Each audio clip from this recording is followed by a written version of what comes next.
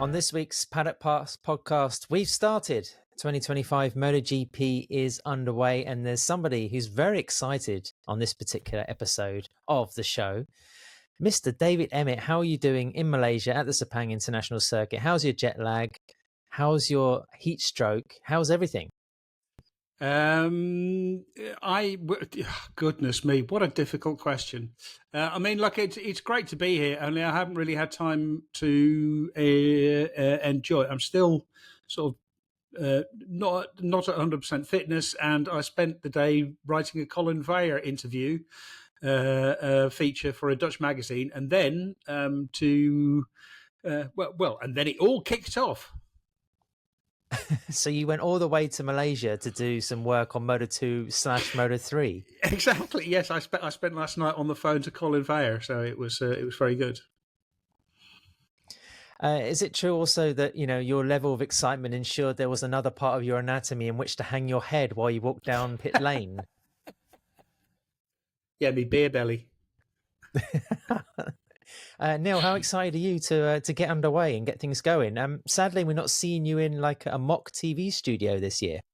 Yes, I'm pretty excited. I have to say, I set my alarm for 7 a.m. this morning, which is a surefire sign that I am. And I jumped out of bed. I think I jumped out of bed for maybe the first time in 2 or 3 months. So I think that is a sign that I'm excited. But yes, I am. I'm working from home for this weekend. I'm getting my passport renewed currently. Otherwise, I might have actually joined Dave out in Sepang. But if it's any consolation, Neil, I haven't seen Dovey yet.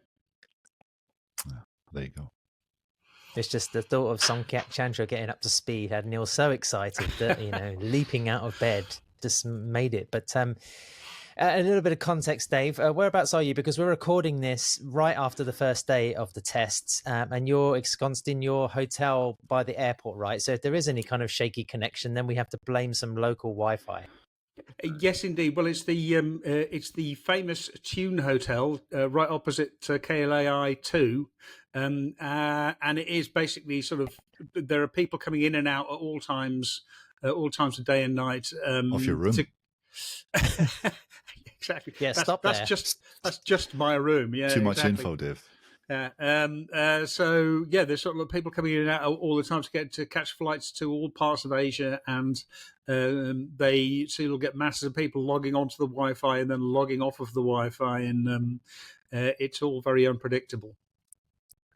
Listen, guys, let's get straight into this subject because it's a major talking point. I'm not sure if we've seen anything at the Sepang test to rival the newsworthiness, I suppose, of Jorge Martin's thumping crash and the consequences, meaning that he's done less than 25 laps, on the brand new number 1 RSGP, and now he's heading home for surgery on, I think it is his right wrist and left ankle, or it's the other way around. Yes, no, it's right wrist and left ankle, 5th metacarpal and 3rd, 4th and 5th metatarsal, because I've written that about 17 times today.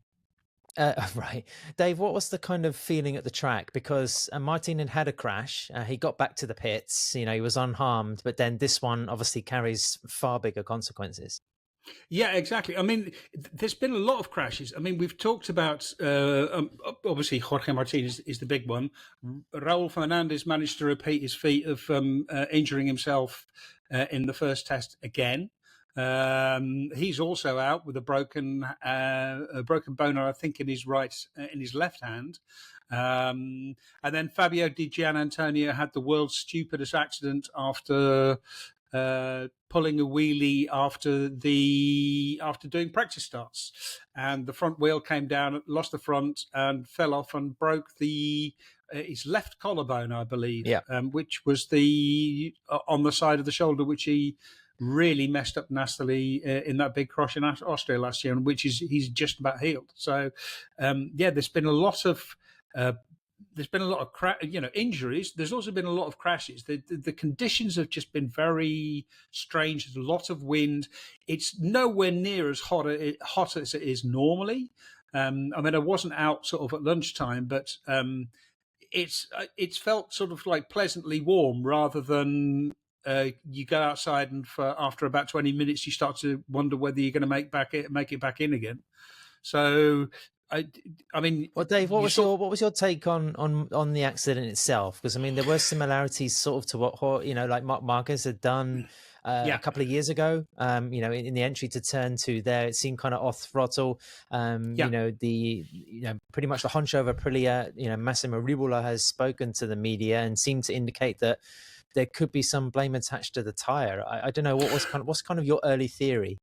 I mean, Rivola was very good because he came in and said it wasn't the bike and it wasn't the rider, and the tyres were up to pressure and up to temperature, and he crashed on the same tyre for both crashes. So the first time he crashed on the right-hand side, I think at turn 9, I can't remember exactly. But he just got up and walked away from that. That was a slow one. It was no problem. And then he crashed at turn 2 on the other side of the tyre. And that one just, that one really, really spat him off. And we have seen a few of these cold tyre. Well, I don't know if it's a cold tyre. We've seen a few of these high sides, of these off-throttle high sides in the past. Marc Marquez was one of them, where what it looks like is that you are going into the corner, you back off the throttle, the weight transfers a little bit to the front, and the rear just loses a fraction of grip, and then it'll grip again. I think the biggest problem with Michelin's tyres is that they do have the rear, especially the rear. They have so much grip that if they do let go, they will grip again. And when they do grip, they will really throw you off. And I sort of wonder if it's related to this to the new Michelin tyre. But Michelin said there's nothing wrong with the tyre. It was a new tyre. It was shipped fresh for the test. It was stored under they have temperature controlled containers which they keep them in. There was nothing unusual about that, about the lifetime of that tyre. And I think also maybe it's Rivola trying to take his to protect his number one rider. They paid a lot of money for Jorge Martin. They don't want to start off. Obviously it's a massive crash. It's a massive problem, and it causes the whole a massive problem for the whole of the thing. Like Rivola came to us and sort of said, I said at the launch of phase 1, it was important to have a successful phase 1 where we, develop the bike and get ready for the start of the season. And we can already say that phase 1 has failed. So he's clearly deflecting blame as much as possible away from Martin, also to try to get Martin back as quickly as possible. I was talking, our friend and colleague Pete McLaren is here. I've just had dinner because it's 5 to 11 here, so it's in the evening, so it's quite late, and we were talking about it, and he is unfamiliar with the bike. This is his first time, or he hasn't spent a lot of time with the bike, so it could just be a whole combination of things. Maybe there was something wrong with the tyre, but maybe it's just a massive combination of all sorts of things, all sorts of little things, which turned into just because it only takes a fraction of a second for the rear to lose grip, and as soon as it loses grip and then grips again, then it's game over, because he went up high and he came down hard. Yeah, it's been a black day for Aprilia, and we'll talk about it in a moment, no pun intended. Neil, I also want to ask you about your thoughts of the consequences of this crash. But Dave, is there any kind of feeling or possibility that this was just something that happened because Martin was trying to get used to the 2025 RSGP? Our first thought was this was a cold tyre high side. He wouldn't. He's gone out early on a tyre, and it hasn't warmed up. But this is something that they absolutely, they absolutely denied. It wasn't an out lap. Looking at it, it was his first full lap. So he'd been out on an out lap, and he was about to do his first full lap, and that was when he crashed. So, it could possibly be a tyre which was up to temperature, but perhaps not up to maximum temperature. There's been a lot of complaints about the fact that everyone is on the medium tyre, because they don't have enough soft tyres. The soft tyre is the tyre that they race. It's the tyre that they use for qualifying. But Michelin have bought the medium, which gets used a lot anyway. And it just means you have to treat it with a little bit more care. So I think, yes, it is Martin a little bit trying to get used to it. It's also Martin a little bit you trying to use the tyre too much at a point where it can't be used, because again, it was shortly before lunchtime, so we hadn't really got to the hottest part of the day. So yeah, like I say, I think it's just lots and lots and lots of different factors. Neil, the video clip of the crash is everywhere. It's pretty brutal. I mean, it seems that Martin has a pretty old heavy knock with his helmet as well. You'd have to imagine he's probably rung his bell quite a bit. There has to be some sort of concussion factor in there also. But I just wanted to ask you, what this kind of means bigger picture wise, because Martin has returned will be returning to Spain for surgery. You'd imagine that's going to count him out of the following test in Buriram in a couple of weeks. At the very least, he'll be there not fully fit. So you have to wonder how many, laps he'll be able to do with the Buriram International Circuit. What's kind of your bigger picture take on this? Yeah, it's disastrous. I mean, it's an absolute disaster for Jorge Martin's chances for the first half of this year, because he's depriving himself of the 5 days, essentially, where he was going to be getting up to speed with the bike and familiarizing himself with it. And he's going to be going into the season very much playing catch up. And we know from previous precedents that can really take quite a long time to have, to do. We saw it last year with Franco Morbidelli. It probably took the best part of a third of a season before he was up to speed after missing all of the preseason. We saw it with Jorge Lorenzo, obviously a different circumstance with Lorenzo in 2019, but Lorenzo never really got to grips with the Honda that year, and the fact he lost his preseason was definitely one of the reasons for that. Yeah, it's horrible. I think Rivola told the journalist at the circuit today that there's a good chance that the first time that Martin will try the 25 Aprilia will be in Free Practice 1 in Buriram in 3 weeks' time, which is far from ideal preparation. So yeah, it's bad for Jorge. He has shown an ability to come back from bad injuries really rapidly in the past. His championship year in Moto3 was a prime example, when I think he came back 5 days after breaking a bone in his arm and got on the podium in Austria just after a practice crash in Brno. Maybe it was 7 or 8 days afterwards. So he has done heroics before, but it's going to really disrupt his early rhythm, and it's also just completely disastrous for Aprilia. Not just what happened to him, but what happened to Raul too. This is a really critical time for Aprilia, KTM, and Ducati to get their engine configuration right, and to make absolutely sure that their choice for 2025 is the right one in terms of the engine, because it's not just going to be the engine for this year, it's going to be the engine for 2026 as well. And if Aprilia are making that assessment with two of their the number one rider and the rider who has the most experience with Aprilia out of the four missing, then that's really not ideal at all. So they find themselves in a pretty dark situation, I would say. Yeah, I mean, and also quickly on the chances of Jorge Martin coming back. It's his right hand, and your right hand is everything. It's your left hand you can spare a little bit, but your right hand, it's your throttle and your brake hand, and so you have to keep using it all the time. It's the hand you operate your brake with. So it is going to be very, very painful for him to actually ride, and you have to wonder what the value of testing is on a freshly operated on right hand. And just at the start of the show, you posed the question, when was the last time a sort of a big name had this kind of disastrous start to a year? I mean, we mentioned Lorenzo back in 2019. I mean, Danny Pedrosa, I think, broke his right hand at Sepang back in 2008. And he was obviously going into that year as a fancied title contender. So, yeah, it's not really that often that, one of the big names has this kind of mishap during the preseason. So, I think it's going to be a costly one. There's the Neil Morrison memory we all rely on for the Paddock Pass podcast. I'm glad to see it's firing, not inhibited by any jet lag by being in Sepang. The podcast has already lasted longer than Raul Fernandez's pre-season for the second year in a row. Dave, I know this is an outright disaster for your fantasy team pick for 2025. Yeah, obviously, yeah.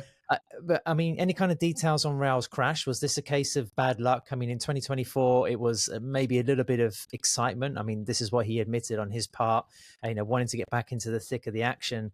And, he had arguably a more serious crash this time last year, but now again, needing surgery. And, Fernandez, like it or not, he's probably one of the more pivotal figures for Aprilia because he's the only one with experience of the bike moving through generations in the last 2 years. So his absence is also going to be costly. Yeah, it was interesting because one of the journalists with us asked Massimo Rivola about Raul Fernandez, and Rivola basically said, "Oh, you shouldn't ask me about that. You should ask Davide Brivio about it," which to me sounded a lot like I don't want to have anything to do with it. You need someone else can deal with this bullshit. But that's my interpretation. But it is bad, and it's one of those things it's such a Raul Fernandez thing to do. He's such a talented rider. He's such a skilled rider, and he keeps on doing stupid shit like this. Yeah, I think, Rivola said, I'll let Brivio answer that, but while he was hastily rushing to the defense of Martin, he did say that this was a different issue, a different factor. And I think he also said he lost the front going into turn 9. And then it seems like there was a low side going into the corner. It was a very strange crash, and the team said that they were at a bit of a loss to explain exactly what happened. But yeah, when this happens for the second season in a row, and last year I remember the team were off the record saying that it was just because Raul couldn't really control his emotions. He was getting too excited and wanted to prove too much too soon. It does make you wonder whether this has happened again. And certainly from what Rivola was saying at the end of the day, it didn't sound like I wouldn't say had much sympathy for Raul. That's maybe going a bit far, but it was certainly a little perplexed as to what happened from the rider's point of view. Yeah, I mean, before the weekend started, or before the test started, Raul was saying, "Look, I've learned so much from last year. I'm not going to make the same mistakes as I did last year, and it's all going to be changed." And yet, here we are. Yeah, I think he said something in his media debrief yesterday about having a new mentality and having worked on the physical side as well as sort of, the mental side of his approach to 2025. And it is just, like you say, repeated mistakes.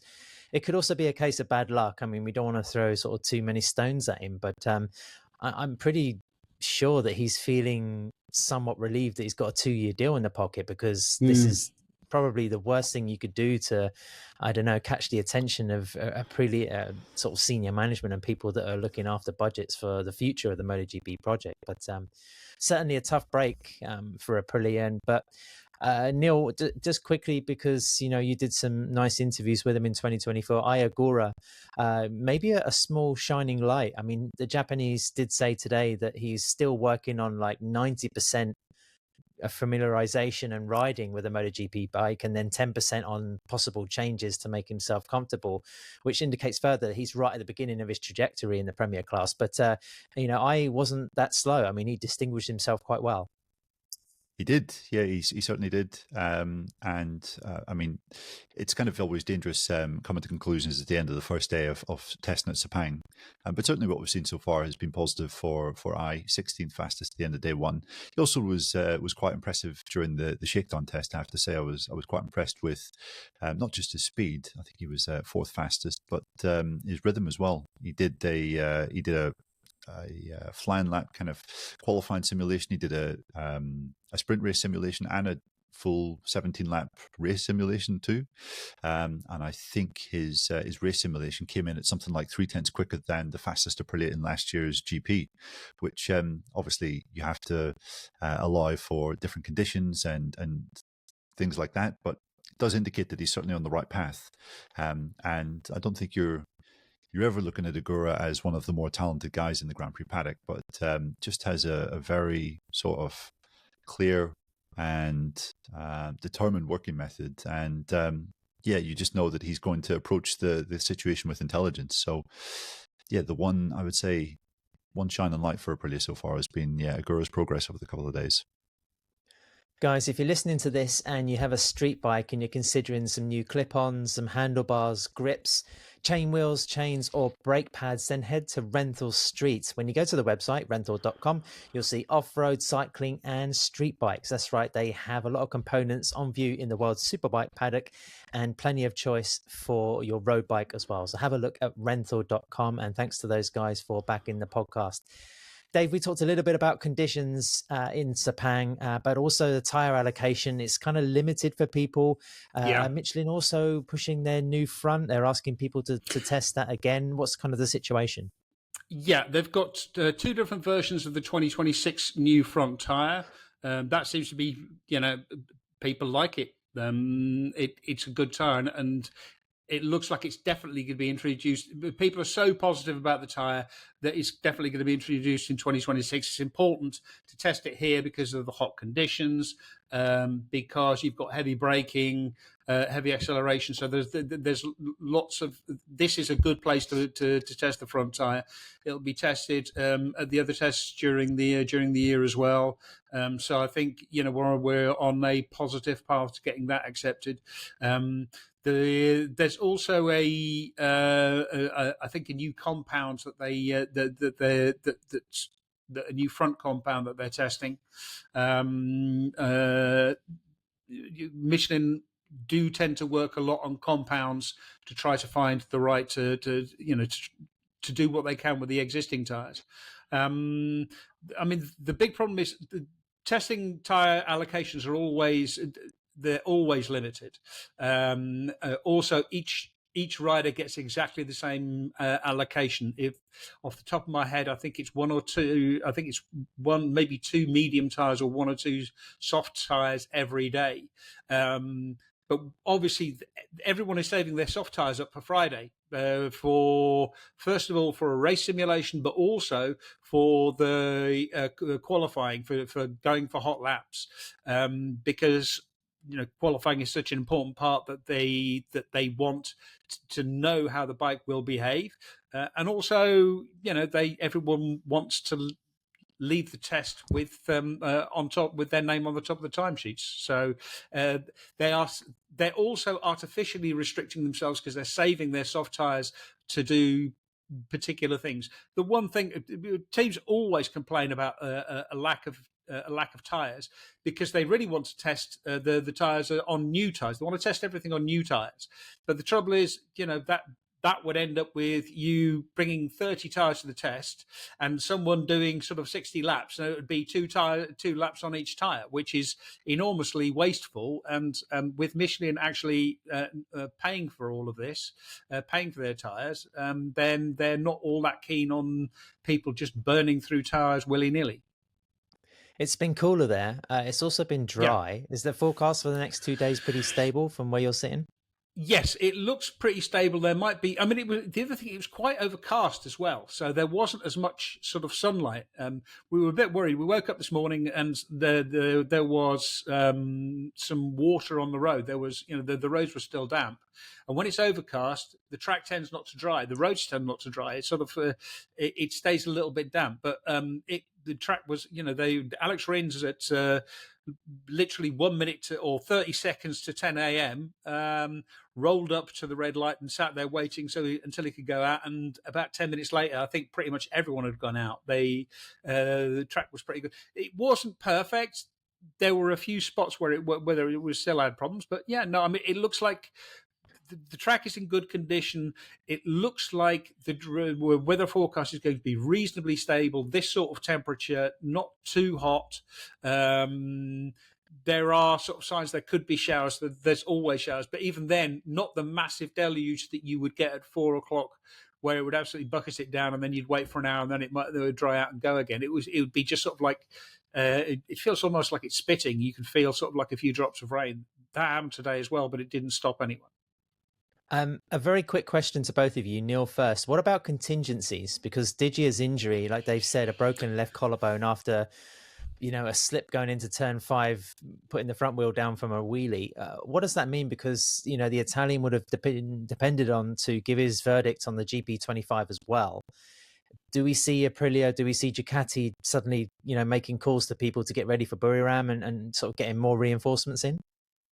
I think with Aprilia, it's going to be Savadori to kind of pick up the slack where Martin is not able to. And with Ducati, you have to imagine it'll be Michele Piero again. I would say that would make the most sense. Yeah, agreed. I mean, we know that Savadori is going to come do some more testing. Rivola was talking about that this evening. He'll definitely be involved in Buriram.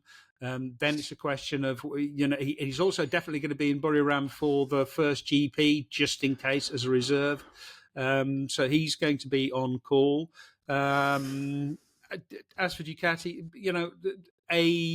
a collarbone, as long as, sort of depending on how you come down, a collarbone is you plate it, and then it really needs a week or so to heal, to get some kind of strength in it, and for the swelling to go down, and then you can start running again. The problem for Di Giannantonio was it came down on his bad shoulder, the one which had just recovered from surgery, and he was so pleased and cheerful and happy about his shoulder being functional again. But you feel quite, on the one hand, you feel quite sorry for him. On the other hand, you think, you absolute idiot. Neil mentioned picking up the slack. On that subject, I want to ask about the Japanese manufacturers. But let's set the clock back a little bit, because we had the team presentations, Monster Energy, Yamaha, as well as the Pramac setup. And then, of course, the Honda HRC Castrol team. I hope I pronounced that or said it in the right order anyway. In terms you did? Oh, right. Okay. Starting the year as we mean to go on. That's good to hear. Dave, you were a fan of the mostly red liveried Yeah, it's RCBs. gorgeous. Best looking bike on the grid. I love that colour. It's the same colour as my motorbike. So, what's not to like? Neil, did you have any particular opinions from what we saw heading into the Sepang test? Well, that there's nothing I love more than #livery chat ad. And I can hear by your tonation in your voice how overwhelmed you are. Yeah, but I don't want to sound like a cynical old fool, because we already have one of them on the call, two in fact. So I'll echo what Dave said. Which one are you talking about? Exactly. I thought I was going to just say Dave, but then I remembered you were there as well. So yeah, I'm going to say that, yeah, it looks nice. Yeah. It looks a lot like their BSB design, but it does look pretty cool. And we've bitched about when Repsol were the title sponsor, we moaned about how there was barely any change. Very true. So yeah, we've had 2 years now where it's been quite a surprise when the covers have come off. Yeah, Ducati Lenovo is the new Repsol Honda. Yeah, and from a man who turned his BMW red, of course, I expect a big thumbs up from a mainly red livery. But, gas have gone, so I guess there's still space for some red on the grid. I've been de-redded. I've been deprived of redness. Neil, Fabio Quartararo, we know he's pretty decent at Sepang, but he was very quick again. Is this mainly because he's already done X amount of laps through the shakedown, or is there the earliest hint that Yamaha have made some sort of breakthrough? I thought Jack Miller's comments about having the best feeling he's ever found on a MotoGP bike in terms of the front end pretty interesting, but like Honda, Yamaha is still sort of searching for a semblance of effective rear grip. I think it's a bit of both, Ad. I don't want to get too carried away. As I said, first day of the first preseason test of the year. It's not the time to read too much into what we see on the time screens. Quartararo on the first day of last year's test was third, and I think we can safely say that Yamaha weren't really in that kind of position going into the first couple of races of the year. In fact, at any point during the year. However, Quartararo was, I think, 7/10 faster today than he was on the first day of last year's test. So that indicates that there's decent progress, and it does look as though the shakedown was a big help for those guys to try a number of different settings and to get dialed in, because he was there consistently through the day. When I got up at 7 a.m., he was the fastest, and then he was top of the pile at the end of the day too. So I think it's promising. It's maybe not enough to get super excited about, because you still look behind Quartararo and you have, four Ducatis. I mean, 5 of the top 7 were Ducatis, so it looks as though it's more or less same as what we had previously. But the fact that I think Miller has been quite competitive is certainly a reason to be very competitive. And as you said, Ad, he was just absolutely in raptures with regards to the front end of the M1. Said it's the best front end he's ever ridden. And just his confidence with late braking and with entering the corner and being able to carry corner speed is higher with any other MotoGP bike he's ridden. So there's certainly a decent base there for Miller to kind of work on. And, just the fact that they've got 4 identical bikes, and 4 very experienced riders now in MotoGP working on them, it bodes well, I think, for Yamaha this year. That's a very succinct summary, but my main take was the fact that you mentioned for the second time on the podcast you got up at 7 a.m. Should Dave and I be raising glasses or, presenting a medal? Or what's the kind of procedure? Anyone who gets up at 7 a.m. Deserves a medal in my book. Anyone who gets up before 10 a.m. is either extremely foolish or praiseworthy. Delete as necessary. Should we be preparing some sort of medals for Yamaha? I mean, do you think there's brightness there?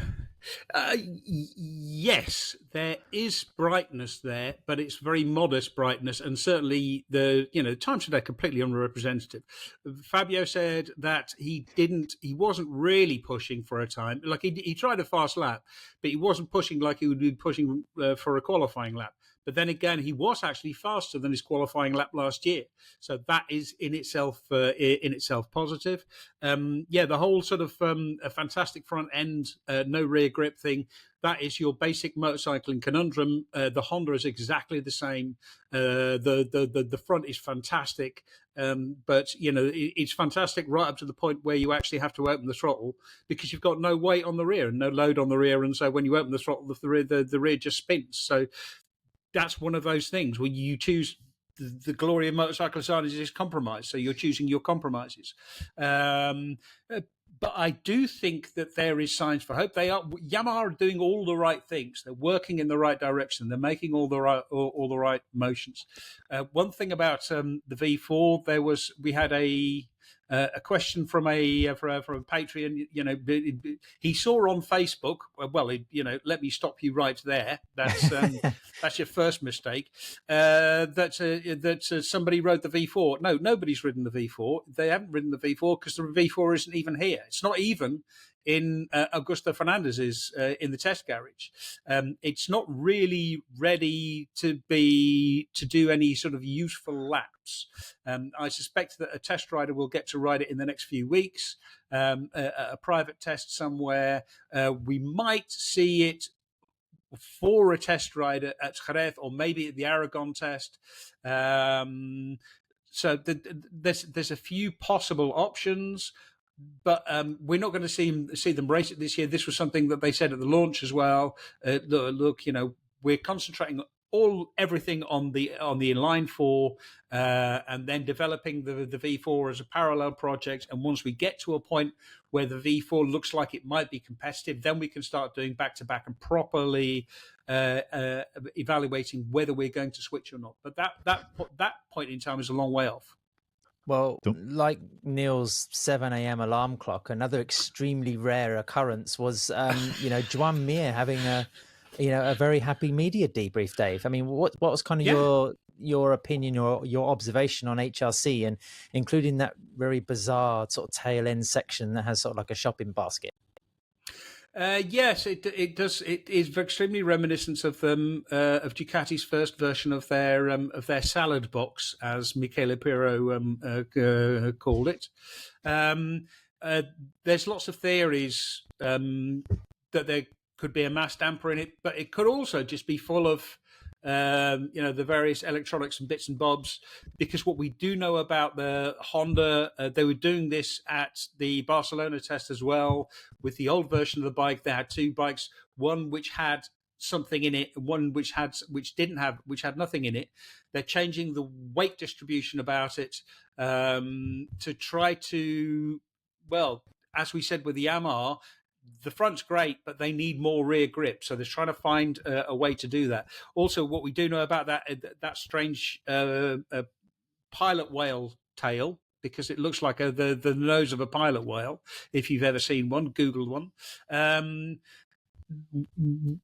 It's just a preliminary one. They're expecting to actually have wings on it on the final design. Joan Zarco said he really noticed not having the rear wings when he was braking. So you would think that that's going to come. Also, Aprilia didn't have any rear wings, so they're not there yet either. So it does look like Honda have a new frame. They've been mostly working on the frame. Tomorrow they're going to work on so that's Thursday. They're going to work on the engine. Obviously, this is all stuff which was developed before the arrival of Romano Albesiano, but it's also all data which will eventually go into Albesiano's development process. So, is there reason for optimism? Yes, but I mean it's muted optimism. It's cautious optimism. They're going to be a little bit better than last year, but they're not going to be podiums are not yet in sight. For Yamaha, I think they have reason to start thinking about top fives, maybe even an accidental podium. But Honda have got to be looking at consistent top tens, and I think that judging on their sort of vibe and positivity, that seemed a little bit more realistic. I think the most telling comment that we heard at the HRC launch, we did a Zoom call with the riders after they launched the bike in Jakarta, came from Joan Mir when he was talking about his conversations with his crew chief, Santi Hernandez, a few days prior. And he was saying that last year, before they were meeting up for the Sepang test, Santi could not really hide his lack of enthusiasm for what HRC had been doing in the off-season. But he said this year, when he spoke to Santi genuinely seemed fairly upbeat, and he's not someone that will put a smile on things when it's not all roses behind the scenes. So he was fairly optimistic without having interaction with the bike. And then once he went out today, I mean, I think he said at the end of his debrief today, this was the best test day he's had in Honda colours. So yeah, early days, let's not get ahead of ourselves. But he was saying that the lack of rear grip is still there, but at least he can now do what he wants with the front of the bike. He said he can brake as he wants to do. Going into the corner, he said the front allows him to enter in as he wants to, and that's a big that's a market improvement on the second half of last year. So yeah, to see Joan Mir back in the top six, I think is definitely positive, and Joan Zarco making it to Hondas in the top 10 is positive, I would say. Listeners and viewers, if you want exclusive access to the world of MotoGP and World Superbike, then check out Pole Position Travel. You'll get VIP hospitality, paddock access, rider meet and greets, and premium race weekend experiences at circuits around the world. So have a look at Pole Position Travel, guys. They're helping us out this year on the Paddock Pass podcast. Mentioning World Superbike, a quick shout out to Steve English, our erstwhile colleague and friend. I hope he's getting better from the flu. He should have been on this podcast with us, so I hope he makes a swift recovery. A note for our Patreon channel, we've got loads of content on there. It's where you can also get podcasts and interviews ahead of time, special early releases, as well as exclusive stuff. And through Pole Position, we have a special discount code. So if you join us on Patreon, you'll be able to hear the code word that we'll provide, and then you'll be able to get a discount off any travel bookings for the rest of the year, also by sort of identifying yourself through email. And as a Paddock Pass podcast Patreon subscriber, you'll get that special benefit. We've got to almost the end of a podcast, and we haven't mentioned Ducati, Marc Marquez or Pecco Bagnaia yet, which I think is pretty special, I think, because it feels like we've been talking about the dream team for what seems like an age. But what was the main kind of work going on for the World Championship winning team of the last two previous years? Dave, I mean, it was mainly engine stuff, right? Yep, working on the new engine, which both Pecco and Mark were quite happy with. Marcus is back in full factory mode, which means that all of his answers are, we tried some things, we tried some other things, and there were some positives and some negatives. Although now that he's with Ducati, it's mostly positives and fewer negatives. He even joked about it at the end. He says, yeah, factory now, can't tell you anything. So, which is a shame, shame because he was a lot more interesting to talk to when he was not a factory rider. But yeah, it's good to know that I'm not the cynical one on the podcast then. But the new engine is better. It's smoother. The power delivery it's got more power, and the power delivery is better, which has got to terrify everyone. The plan is that on Thursday they will start testing a different chassis. Then they'll start to really try stuff, and then maybe probably on the last day some aerodynamics. They're basically riding around in a GP with the GP25 engine in a GP24 frame. So that's certainly an interesting development. But yeah, I mean, positive really. There's nothing much to say about Ducati because it's all looking great. Yeah, we saw the 3 GP24s up there throughout the day. Fermin Aldeguer with a really eye-catching time in 4th, but that's not to be expected because it was so far ahead of the rest of the bikes on the grid last year, and it's obviously going to have minimal development going into this year. So that's pretty much a sorted package from the off. And yeah, Mark's time in 2nd was done with the GP24. I think they did that at the end of the day, just for a bit of a reference to see how the GP24 was behaving compared to the GP25. It was quite interesting listening to the two factory riders and just their difference of opinions. Mark was saying that with the GP25, the braking performance is fantastic. And obviously, coming from the GP23, where they had some of the issues with the engine inertia towards the end of last year, well, throughout last year, and the fact that it never quite knitted together with the 24 spec Michelin tire compound.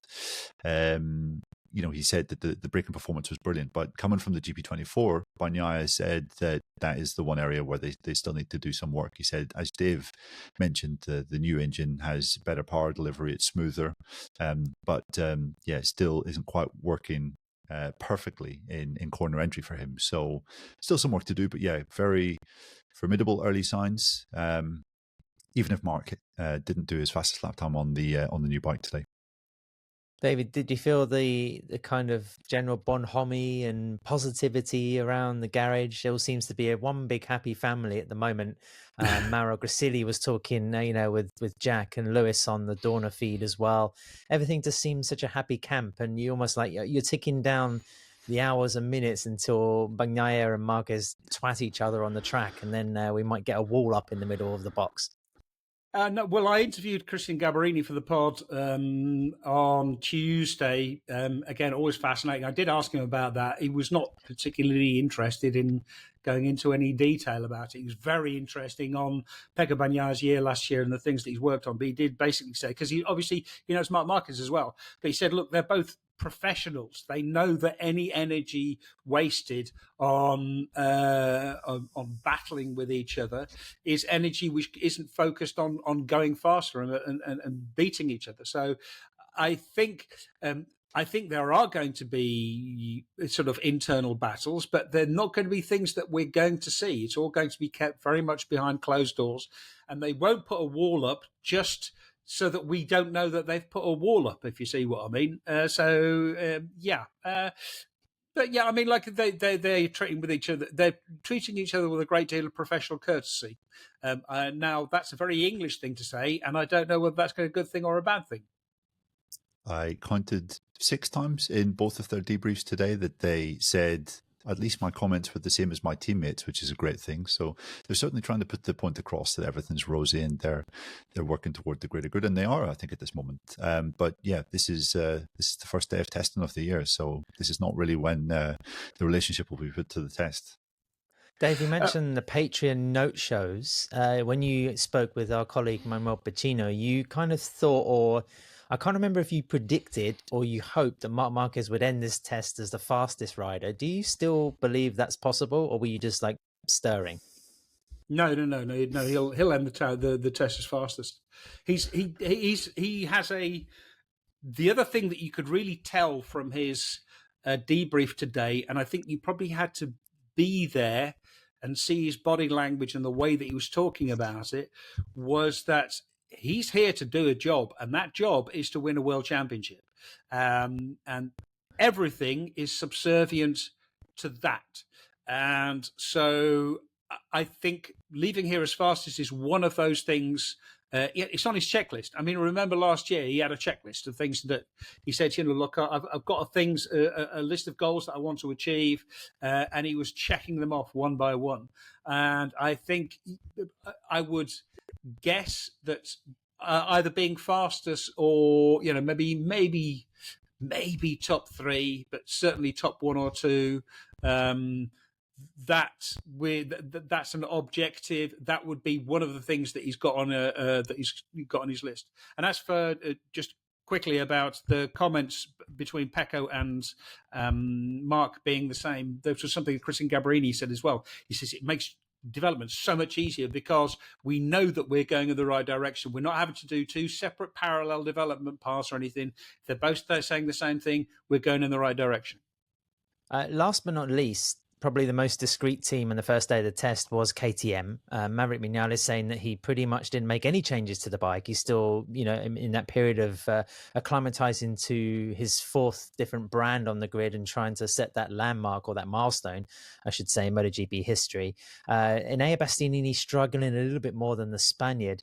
But, the guys pretty much going through the first day routine of the Sepang test in terms of riding the older bike and getting their references and then setting themselves up for 2 days of busy work. In that respect, you hope they're not going to have their work thrown out the window with the weather. But, what were the kind of feelings about KTM? They're pretty much starting in a slow but steady way. Yeah, I mean, I'd have to say the one thing that I really saw is the fact that Maverick Vinales is right up there with Brad Binder and Pedro Acosta, even though, I mean, Pedro Acosta said, look, I didn't even bother to try to set a fast lap. I've got, more important things to do. But the fact that Vinales is already there and Enea Bastianini is a long way back. There's a big gap back to Bastianini. Bastianini did admit that he's really struggling. He just isn't comfortable with the bike and can't get comfortable. I think that bodes quite ill for his season. Well, Maverick is Maverick, as we said last night on the Note Show, and as I think I might have mentioned briefly once or twice previously on the podcast. You just never know what he's going to. He's absolutely mercurial, and he's got the speed. He's so talented. So let's see what happens. But it's looking good. The bike is looking relatively good. They still have the vibration, which has been a problem. They haven't been able to fix that. But I think we'll know much more on Friday than we do now. Neil, Dave was starting to cut out during his slander of Maverick Vinales. So I think that also might be an omen for the season ahead. What was your sort of thoughts on the Austrian setup? Because you and I, we did a very quick show, a Paddock Pass podcast special for YouTube last week, where we kind of went over some of Pit Byra's very sort of bullish and resolute comments about the future of KTM in MotoGP. And, it wasn't, it was a slightly confusing showing from the team, both teams today, because, there were clear signs of progress, but still nothing major that indicates they've cracked the vibration issues or, they've still got some work to do to figure out some sort of synergy with that Michelin compound. Yeah, that was one thing that was slightly concerning. Brad Binder saying that, they still had that vibration issue with the rear tire, which plagued them throughout the course of last year. But so difficult to judge on the first day with KTM, especially with the 2 factory riders, because they were just on their separate testing programs. As you said, Acosta didn't do a time attack. He seemed pretty chill, pretty happy. But I guess at the start of the year, you would just have to say it's kind of a good thing to see KTM fully committed on track, all 4 guys, with lots of different parts to test, because for so long there was this air of mystery surrounding KTM and what exactly was going to happen this year. Would they be pretty much limiting production and limiting development with their 25 package? But from what Pit Byra said at the team presentation the week before Sepang, certainly their intentions are very positive indeed. And we know that they won't have the final say. The big date will be the 25th of February when the creditors, the banks essentially in Austria, will give them either the green or the red light with regards to their plan in making it out of this restructuring program. But certainly from what Pip was saying, he's very, very confident that they can do that and that they will get the green light. And he was absolutely adamant that KTM plans to continue its road racing operation, not just this year and next year, but in years beyond that. And he said that they have managed to convince their creditors that, I think he said in German, they've managed to convince their creditors that racing is a fundamental part of the company and is a fundamental part to their sales process, their marketing process. So if the company wants to survive and wants to thrive, then racing is very much a part of them doing well with bike sales. So that's a good thing, I think, for anyone that didn't catch up with the KTM launch. And yeah, early days with regards to the 2025 lineup and what they're able to do at Sepang, but KTM are always very difficult to read. I find at this test, you usually have a fairly clear indicator in years gone by with where each factory's at, but I remember KTM being a real mystery over the last couple of years. So that is usually just down to the number of parts that they bring and also the kind of different configurations that the bikes are on certain different parts of the day. So yeah, I won't be confident that we'll come away from this test with a clear idea of just where KTM will be able to be this year. Yeah, I think also it'll be a nice gauge over the next 2 days to see how much new stuff is on the RC16s. Again, that will be a measure of the development that they've done. I think it was Brad Binder who said in his debrief after the team launched that he was, really kind of enthused by how much work had been going on at the factory and how much development had been, pretty much normal despite sort of all the turbulence that's been going on around the scene in Mundafing. Dave, one more rumor just sort of circulating around the paddock early doors in Sepang was that, Pirelli, could potentially be the tyre supplier for the years coming up. Well, for the next sort of contract cycle in MotoGP. Is there anything to that, or did it seem quite fanciful? No, there is something to that. I mean, there's been this rumor has been sort of floating around. I think even rumor is probably too strong a word for it. There's been sort of speculation that Pirelli might be interested in becoming the sole tyre supplier for MotoGP, sort of in the future, especially now they've got Moto2 and Moto3, and they've got World Superbikes. There was an Italian YouTube journalist, Mr. Helmut, who posted something that Pirelli were definitely interested, asking around. It seems that Pirelli are pushing to replace Michelin, but Michelin really wants to keep it. I mean, like last year when we were at Michelin in France, we asked Piero Taramasso about that. I said, no, we want to stay. It's really useful for us. So they have a great deal of interest in actually staying. There was a meeting, I think, in the US a couple of weeks ago. They couldn't manage to agree something. The deal should have been agreed, but it does seem like both Dorna and Michelin are working forward to a degree, and Pirelli are trying to insert themselves. And I think there is a risk for Dorna for allowing Pirelli to have both superbikes and all three MotoGP classes. It would also make sense in terms of just, also making it easier to switch between the two, to jump from MotoGP to superbikes, and also to jump from superbikes to MotoGP. It would open up a new path. But I mean, there is real substance to these rumors, but it's not in any way, shape, or form a done deal. I think we're right in the middle of the jockeying for position, and we'll know more probably in the next few months. Really trying to insert themselves into the situation. Glad to say no one's inserted themselves into your bedroom, Dave, in the course of this podcast call. But yeah, it just makes total sense that, Michelin are obviously introducing this new front tire for next year, and they are going about developing that. They're bringing it to tests. They're asking all of the MotoGP riders to test this front tire, and that would not be just for one season. And if Pirelli are coming in the next couple of years, that sort of development would be kind of futile. So yeah, I think it's clear from that development that Michelin see their future very much in MotoGP as long term. Well, it's nearly 11:45 for you, Dave. Those 5,000-word roundups won't write themselves unless you're sort of exploring DeepSeek or ChatGPT. But we'll let you crack on with that. Thanks for phoning in and joining us and talking about this first day of the 2025 Sepang test. Hopefully, we'll get some more podcasts online with our note shows, either to round the test up or possibly even a day 2 production. We have to sort of confirm that, or both, as I'm saying. We could have 2 more podcasts for our Patreon subscribers. We've got a brand new tier on the Patreon channel as well, so go and have a look because there's lots of benefits. As I mentioned, we're linking up with Pole Position Travel, so our competition prizes are going to be bolstered by hotel accommodation as well as those exclusive paddock passes. So get on the Patreon channel now for not just the content, but also those exciting opportunities. Neil, best of luck with the 7 a.m. alarm for the second day in a row. And Dave, try to get some kip and we'll check in again with you soon. Thanks everyone for listening, and we'll be back with a regular show next week.